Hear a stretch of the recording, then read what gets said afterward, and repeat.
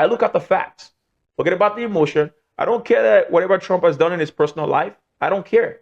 I'm looking at the policy. I don't care what Biden has done in his personal life. I don't care if Biden is 99 and can't even speak. I'm looking at his policy.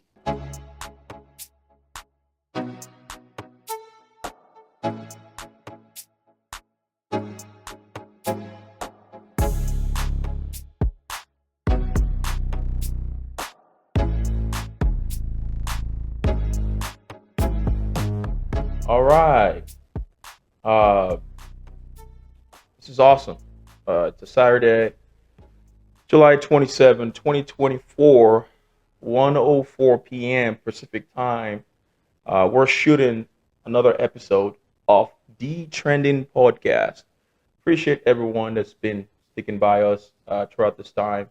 Um, we've gone over several different topics, trending ones, opinions, in the last several months, and couldn't have done this without our producer, Matthew Quay. Thank you so much for doing this for us. Um, I want to dive into something very might sound a little controversial, but I think it has to be said, right? As you know, what we typically do on this show is we speak freely. That's the idea of this show. And one of the things that we try to focus on mainly is what's trending. And as you all know, with the election around the corner, um, it's a perfect time to talk about what we're seeing and what we're hearing people saying, most especially with the candidates we have for the United States presidential election. I'm going to call this episode a tale of two democracies. And y'all probably wondering why.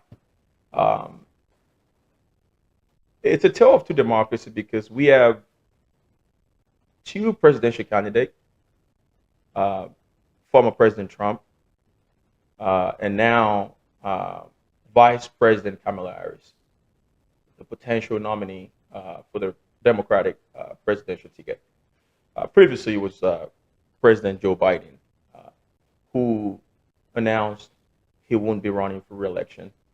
I think far too often as individuals, we get too caught up in the emotions of politics, which is fair. I'm not going to pick sides. I just want to give you some facts with the hope that you can make your own conclusion when the time comes. We have two presidential candidates who have a different version of what they believe democracy should be. And it's important that to judge these candidates, we need to go back and look at what are their policies, positions, what are some of the things that they've said or not said in the past, what are the positions they've taken on different policies, and what's their moral compass, right? These are the ways in which we judge candidates, at least here in the United States. When we look at President Trump, we can go back to how he started his career.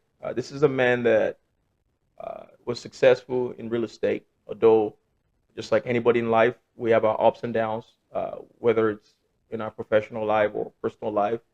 And so it would be disingenuous to paint him with a brush of uh, someone who's not successful because he has been successful. In fact, let's not forget he actually ran this country for 4 years, and we're talking about the greatest country in the world, the greatest country ever known to mankind. So he's served this country, and so it would be disingenuous to just simply ignore what he brings to the table. It's fair to say that he's a man that has been successful in real estate. He's been a man that has, dabbled in a lot of things, even reality show on TV. If y'all remember The Apprentice, former President Trump had that going for him.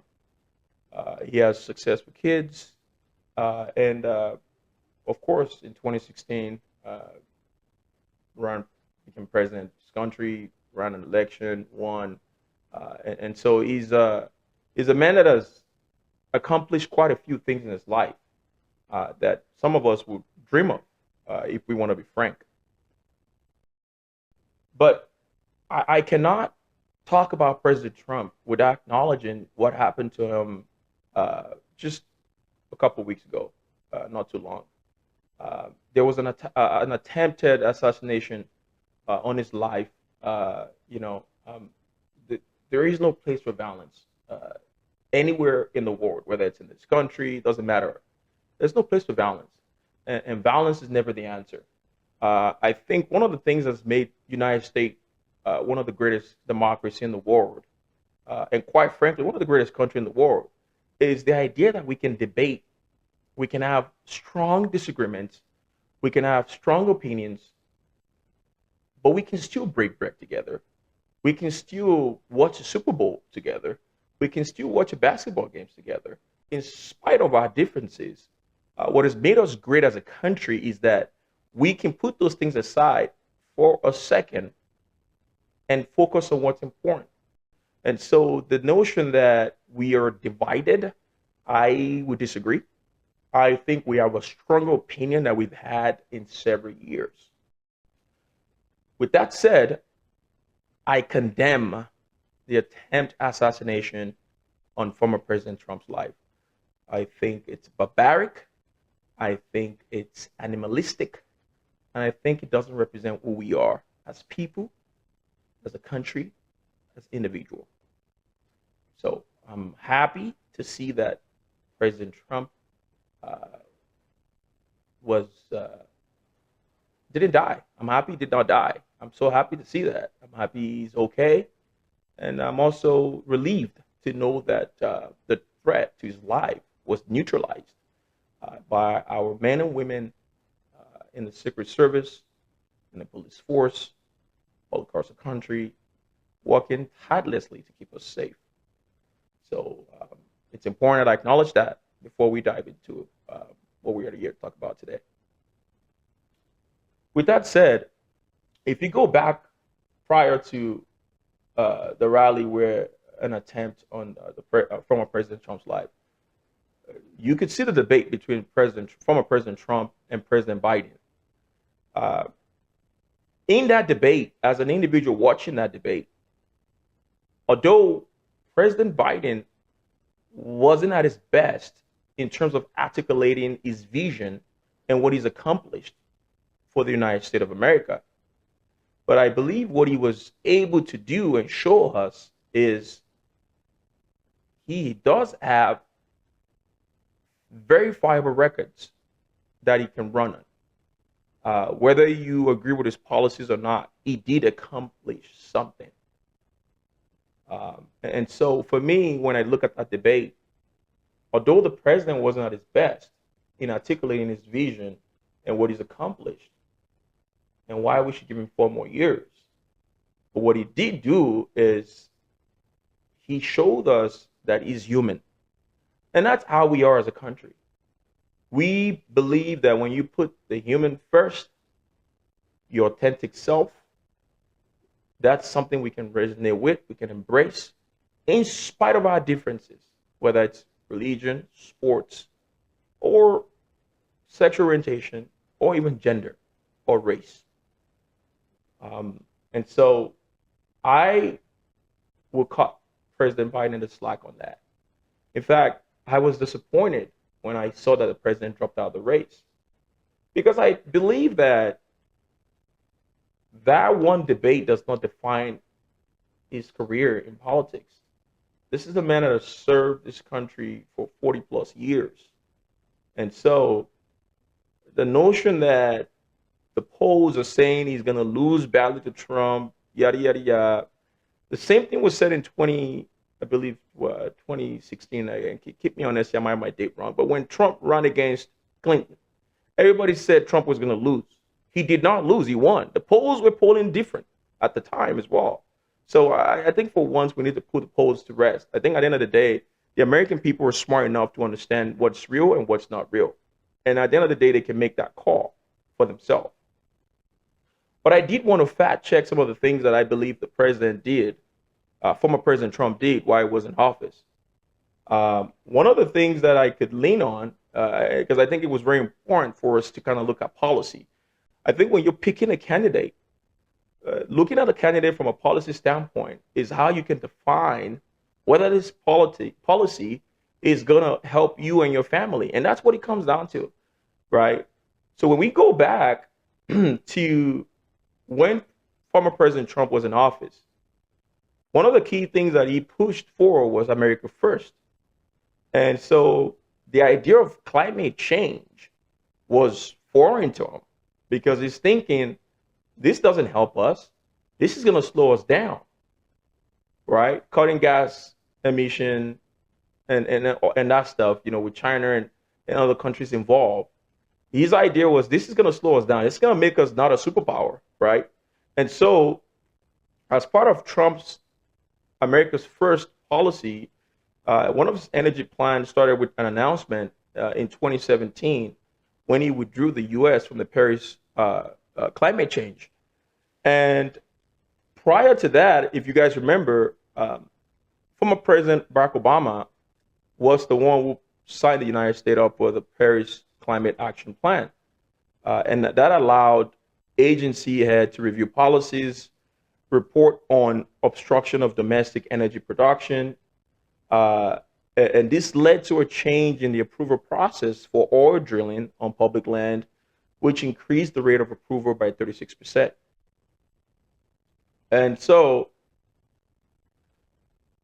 in 2019, the Trump administration replaced the Clean Power Plan with the Affordable Clean Energy Rule, giving states more power to establish regulations and determine the best methods for reducing emissions from existing coal-fired power plants. This is according to the balancemoney.com, citing that. That's not my original idea.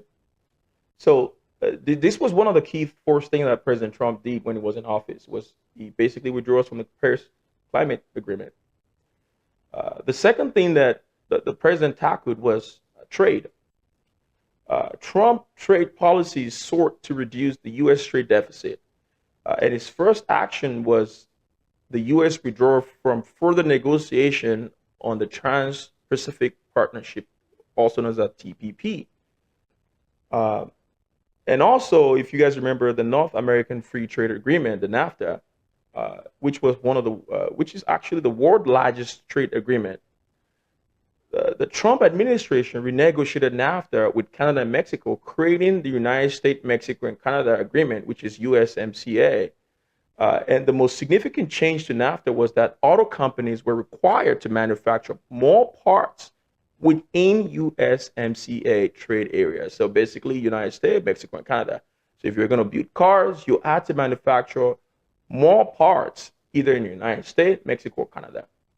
So this was something that former President Trump did while he was in office. Another piece to that was he promoted protectionism to defend the U.S. industry from foreign competitions. Another key thing that President Trump did while he was in office was he withdrew the U.S. from the Iranian nuclear deal, which basically cited that Iran wasn't compliant with that deal. The agreement, if you guys remember, was signed in 2015 with the Barack Obama's administration, essentially removing sanctions on Iranian oil export in exchange for reduction in the country's nuclear program. In March 2018, the Trump administration announced a 25% tariff on steel and 10% tariff on aluminum import.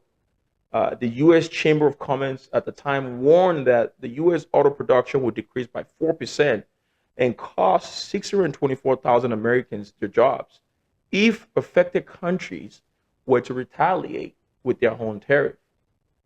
Again, just focusing specifically on the policies that President Trump enacted while he was in office. President Trump went further and implemented a trade restriction with China in an attempt to lower the U.S. trade deficit and encourage Americans to buy more domestic goods. All of this that I'm listing out are blueprint for protectionism, isolationism, whether you agree or disagree with it. These were former President Trump's policy, again, under the umbrella of America First. And I'm citing the balancemoney.com for some of this fact, so feel free to look that up. Another piece that I want to call out was he imposed 3 tariffs on a total of $250 billion in on Chinese import goods. So at the time, the Federal Reserve estimated that these tariffs would cost an average household about $419 per year. In 2019, President Trump imposed a 4th tariff. He raised the tariff to 25% on $200 billion worth of goods, The Fed estimated that this tariff combined with the previous 2018 tariff would cost an average household of $831 per year. The Chinese retaliated with tariff on 110 billion of US products in December 2019. Trump announced a trade deal between the US and China. In the phase one trade deal, China agreed to increase imports of US goods by 200 billion annually, and the US agreed to cut the tariff on some goods by half, right? On healthcare, President Trump focused on two areas: addressing healthcare issues and reducing drug costs. He did the Patient Protection and Affordable Care Act, the ACA. He tried to repeal and replace the ACA a few times, also known as Obamacare. His goal was to reduce spending on Medicaid by allowing states to establish work requirements and reduce the number of people eligible for the program. This is facts online. On lowering drug prices, Trump signed a 2020 executive order requiring health centers to pass any discount on insulin to their patient through participating in enhanced Medicare Part D plans. A month's supply of insulin was available for $35 copay. On the U.S. national debt, the U.S. national debt increased by 36% in less than 4 years under President Trump's administration.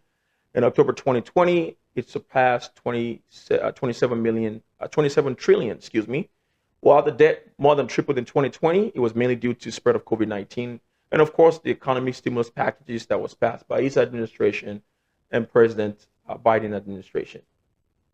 On immigration, he focused on reducing illegal immigration and eliminating illegal immigration. So Trump worked to complete the war along the border with Mexico and lessen the number of refugees and asylum seekers by making the application process a little bit more difficult. So between 2017 and 2020, the Trump administration set stricter guidelines for legal immigration applicants, such as specific refugee guidelines restricting approvals. He also granted federal and state authorities more power to track immigrants, investigate violations, and enforce immigration laws. Trump policies allow authorities to set up detention centers for immigrants entering under non-legal means. In 2018, Trump instituted a zero-tolerance policy that separated immigrants' children from their parents before it was ended due to widespread outcry. So I'm going to stop there for a second. These are all policies that former President Trump enacted while he was in office. So some of these policies depend on what side you fit in or you bang on, if you will. Whether it's Republican or Democrat, you might find some of these policies great. And if you're on the Democratic side, you might find some of these policies, far too controversial, right? It's not my position to tell you whether or not these policies are good or great. I think we can look back at the result and then we can draw a conclusion on what they are. I have my conclusion on this, and I'll save that for the end of the show. In conclusion, I think that President Trump did what he wanted to do when he was in office. And I don't anticipate any changes to that. I think what we would see if he wins in November is a continuation of those policies. When we look at President Biden by the numbers, when he took office, the economy added about 14 million jobs. The number is now 4.9 million higher than before the pandemic. The unemployment rate dropped back down to the pre-pandemic low, and inflation obviously spiked to a highest level it's been in 40 years. The average weekly earnings haven't kept pace with prices after adjusting for inflation. I'm citing factcheck.org for these statistics. The crime data show a decrease in murders in the U.S. between 2022 and 2023. The S&P 500 has increased by 28.2%. The number of apprehension of those trying to cross the southern border illegally remains near historically high.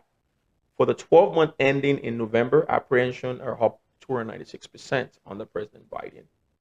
And for the third straight year, gun purchases declined as measured by background checks for firearm sales.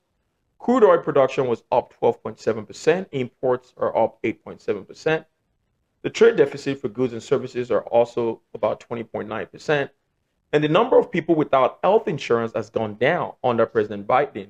Enrollment in Affordable Care Act, also known as Obamacare, was at the highest point as it has been.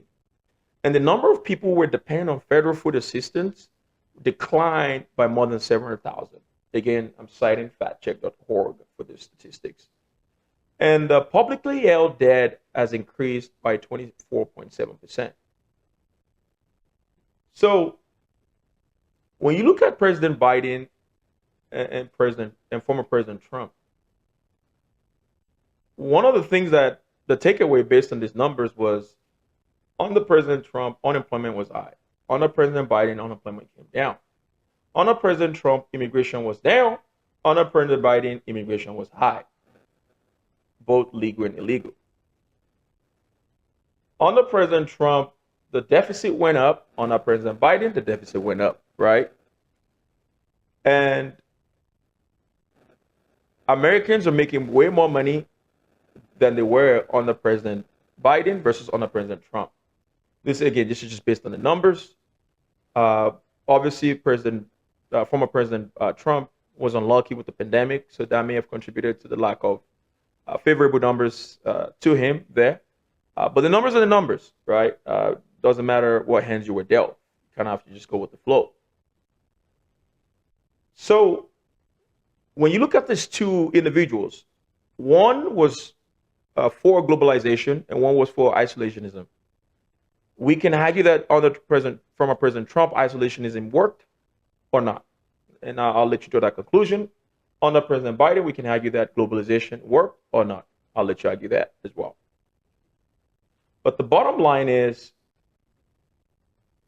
when we look at our GDP from 2017 to 2023, our GDP has been at the highest it's ever been under President Biden. Under President Trump, it was lower, significantly. So I'm going to pause and pivot over to the presumptive Democratic presidential nominee, Vice President Kamala Harris. You know, a lot of things that people like to say about Vice President Kamala Harris is a prosecutorial record, when she was a prosecutor in the Bay Area, where she was tough on crime. I believe that when Vice President Harris was still in office, but during the 2020 presidential primary, she worked tirelessly to kind of shed some of our tough on crime image and ran a little bit to the left of Biden on most criminal justice issues, including solitary confinement, federal mandatory minimum sentences, and decriminalizing border crossing. Candidate Harris and Biden also split on clemency, right? And again, I'm citing here for the Vice President Kamala Harris talk on themarshallproject.org. That's what I'm citing for this. Vice President Harris proposed creating a federal sentencing review unit that would consider early release for people who have served at least 10 years of sentences of 20 years or more. And this was something that Vice President Harris pushed for. If you guys also remember, she was tapped to secure the border as well. Obviously, that didn't go well because under the Biden administration, illegal immigration was through the roof. Again, I'm not sitting here bashing one candidate over the other. My goal here is to paint a picture of the policies that these individuals have taken while they were in office. And so that we can draw a conclusion from there, rather than drawing our conclusion based on emotion of whether or not they like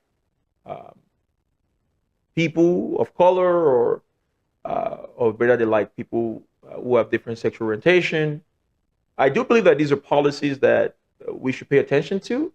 I think if someone is anti-LGBTQ+, that's something that if you are for LGBTQ+, you should be able to vote accordingly there. I also believe that the day-to-day policies that affect our life beyond our sexual orientation is also important, like Can I put food on the table to feed my family? Do I have a job? Is gas through the roof? Am I safer? Um, am I better off under one versus the other? I think when you look at all three candidates, with now from President Biden dropping out of the election, so now it's between Vice President Kamala Harris and former President Trump. You can tell that former President Trump is going to continue his policies that he had when he was in office, and Vice President Kamala Harris will pretty much continue what the Biden administration is already doing. And don't forget, under the Biden administration, Congress signed the infrastructure plan, which repairs our bridges, roads, gave unions jobs, while also lowering the healthcare costs.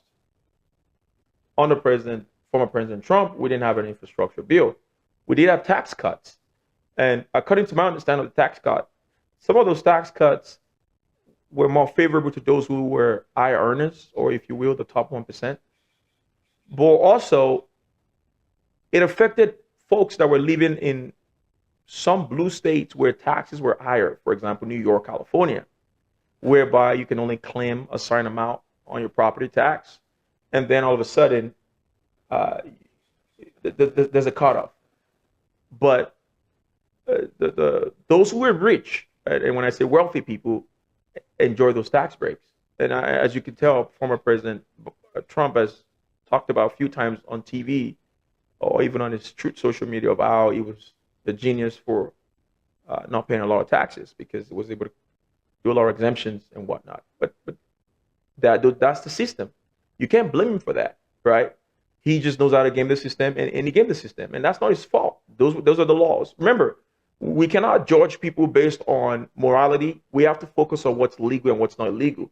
And everything that he's done when it comes to his taxes, at least as far as we know and what we've seen, is legal, right? Up until he had the case in New York where he was trying to pass on one of his expense, an hush money expense, as a business expense. And I think the jury of his peers found him guilty of that. So he was convicted. Felony. He's a convicted felon because of that particular case in New York. It's important that we focus on, again, the facts of who these individuals are. When we go back and look at President Biden's record, he's done nothing but good things for middle class, in my opinion. At the same time, taxes are at an all-time high. Some of us want to keep more of the money we're making. But at the same time, no taxes, no social programs. You're either for globalization, more taxes to the rich, better infrastructure, a respectable country on the global stage, or isolationism, less taxes to the wealthy, with the middle class picking up the brunt of it, deficit increase because of the tax cuts, and we may or may not be respected on the global stage, because you got to understand, part of why America is respected on the global stage is because we take the lead in everything. In the President Trump's policy, he's not looking to do that on the global stage. He's simply trying to stay home, make home stronger, and let everybody else worry about that stuff on the global stage. But you cannot become a superpower or stay a superpower if you're not patrolling the world. That's just what it is. Let's call it what it is. We are a superpower because we have the biggest navy, the biggest military in the world. We spend more, we work hard, we go on vacations, we travel abroad, we spend our money, the dollar is strong. We, countries that want to be democracy, we jump in there and save them. We go against dictators and we tell them to, F off. That's why we're a superpower. We're not a superpower because we told our troops to come home and stay within the borders. You don't become a superpower that way. You become a superpower by staying on the global stage, and it comes at a cost. It comes at a cost of life, wealth, time, a lot of energy. So we have to decide what we want to do. And you also have to keep in mind, if we're not the world police, who's going to be? China, Russia, Iran, North Korea. I don't know. So we are one of the most successful democracies in the world, and we're a success story.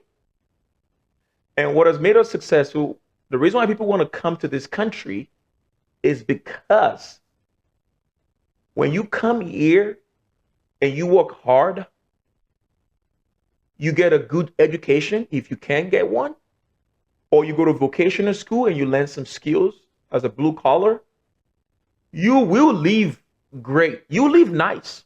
You will live a middle class life here. I'm a testament. Came here as an immigrant, did what I need to do, got an education, got lucky in terms of getting a decent job, and I'm able to feed my family.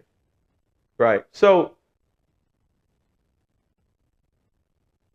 if President Trump moves forward with his immigration plans, forget about ISQ people coming in and contributing to our country. What makes our country great is because it's a melting pot for everybody with different skills, different personality, different history, different culture coming together for one reason only: the freedom to live happy and pursue liberty. That's why everybody's coming here. And so I don't know if the isolationism theory or approach of President Trump or former President Trump will serve us well. If anything, we might still have the strongest military in the world, but we're sure not going to be a superpower anymore. So you got to ask yourself, are you comfortable with China running the world? Are you comfortable with Russia running the world? Are you comfortable with Iran running the world?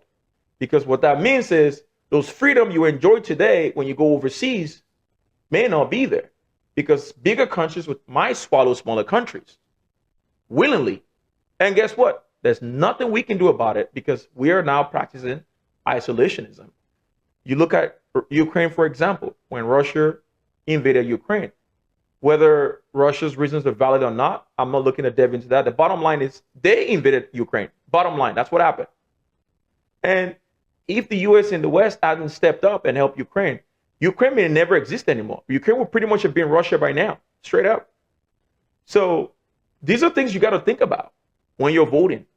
How do you want to leave the world? And what does the world look like when the US is not on the global stage helping countries that cannot defend themselves? Letting immigrants who are skillful come in here, allowing those who came here illegally but are contributing to our society get amnesty so they can continue to contribute to our society.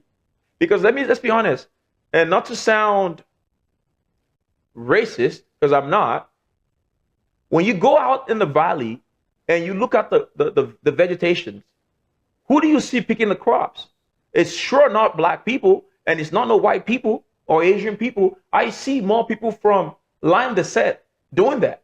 And so whether you want to cry about illegal immigration or not, will you pick your home food? Will you? So I think giving those people who are contributing to our country an opportunity to become citizens because they've done for our country what we cannot do, I don't think it's a bad thing. I think it's fair. I think it's fair. And so my conclusion here is on healthcare, President Trump dropped the ball. President Biden didn't. On immigration, President Biden dropped the ball because he increased illegal crossing across the border. President Trump didn't. On crime, President Biden did not drop the ball. President Trump did not drop the ball. On deficit, President Trump dropped the ball. President Biden did not drop the ball. On jobs, President Trump dropped the ball. President Biden did not drop the ball. On inflation, President Trump did not drop the ball. President Biden dropped the ball. When you tally everything across the board, President Biden is ahead of President Trump. This is why a vote for Kamala Harris is a vote for President Biden. And it's a vote for the same policies of President Biden. So, yeah, you have your answers. The last piece I want to add is Project 2025. I haven't had a lot of time to actually read through it completely and understand what it is.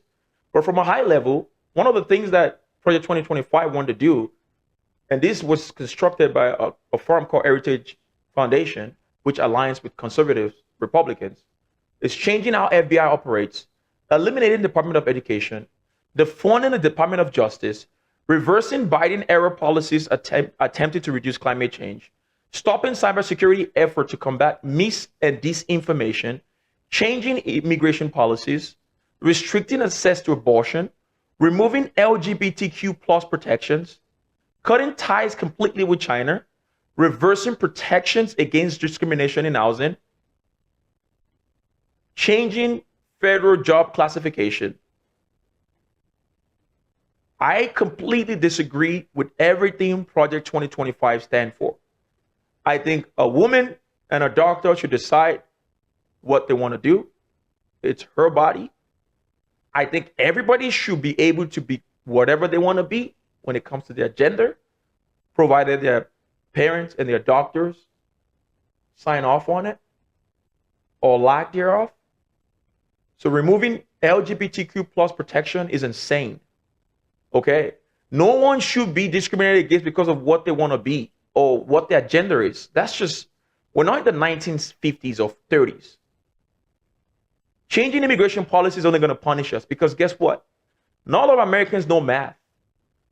You go to tech companies, half of the people that are in there coding are not Americans. They're immigrants from India, from China, from Africa. Because our people here don't want to do math, which is why we remain the technology hub of the world, which is why we're ahead on AI, although China is a little bit ahead of us, which is why Silicon Valley is always booming with tech jobs. You look at Zoom. It was an Asian-born immigrant who created Zoom. Look at SpaceX. South African-born immigrant who created SpaceX. So immigrants have contributed to our country. Make no mistake about that. Shutting that down will set us back. Cybersecurity. Why do I want disinformation on my computer? Why would I want someone lying to me about what's true and what's not true? I want that to be streamlined so that the true information can come in front of me. Why would I want to defund the Justice Department? You say it all the time. You do the crime, you do the time.